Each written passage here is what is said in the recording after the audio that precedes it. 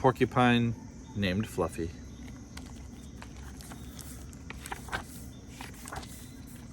When Mr. and Mrs. Porcupine had their first child, they were delighted. Now he needed a name. Should they call him Spike? No, Spike was too common. Should they call him Lance? No, Lance sounded too fierce. Should they call him Needle Rooser? No, Needle Rooser was too long. Prickles? Pokey? Quillian? Then together they had an idea. Let's call him Fluffy. It's such a pretty name. Fluffy. But soon there came a time when Fluffy began to doubt that he was Fluffy.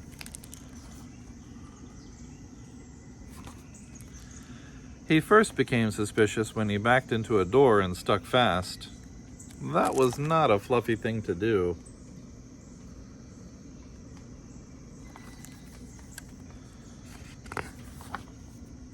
He was even more convinced when he accidentally slept on his back and poked holes in his mattress.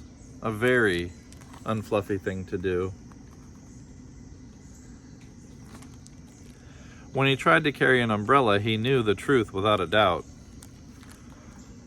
Fluffy definitely wasn't. So he decided to become fluffier. Clouds are fluffy, he thought. I'll be a cloud. But he couldn't stay up.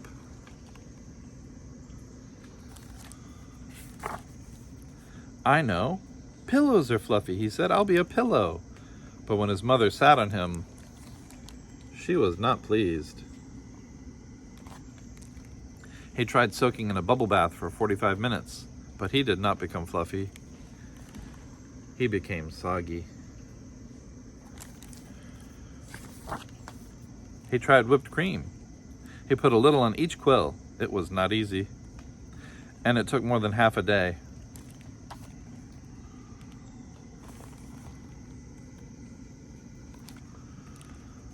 But this did not make Fluffy fluffy.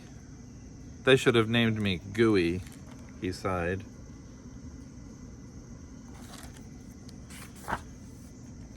He ate a lot of fluffy marshmallows. He rolled in shaving cream and feathers. He even tried to become a bunny. But the truth remained, Fluffy wasn't. One afternoon, Fluffy set out for a walk trying to think of ways to become fluffy. Before long, he met a very large rhinoceros. "Grrr," said the rhinoceros. "I'm going to give you a rough time." Fluffy didn't know what a rough time was, but he didn't like the sound of it at all. "What's your name, small prickly thing?" said the rhinoceros unkindly. "Fluffy," said Fluffy. The rhinoceros smiled. He giggled. Then he laughed out loud. He rolled on the ground. He jiggled and slapped his knees. He roared with laughter. "A porcupine named Fluffy," howled the rhinoceros. Fluffy was embarrassed, but he tried to be polite. "And what is your name?" he inquired. "I can't say it," giggled the rhinoceros. "Hubert," said Fluffy.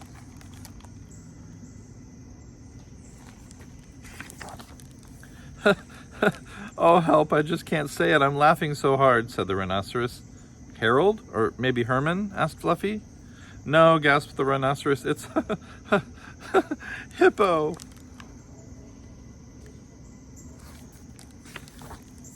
Hippo? A rhinoceros named Hippo? Fluffy smiled. He giggled. Then he laughed out loud. He jiggled and slapped his knees. He howled with laughter. "A A rhinoceros named Hippo. A porcupine named Fluffy, a rhinoceros named Hippo. It was almost more than they could bear. Hippo and Fluffy rolled on the ground, giggling and laughing until tears came to their eyes. At last they lay exhausted on the ground. From that time on, they were the best of friends. And Fluffy didn't mind being Fluffy anymore, even though he wasn't.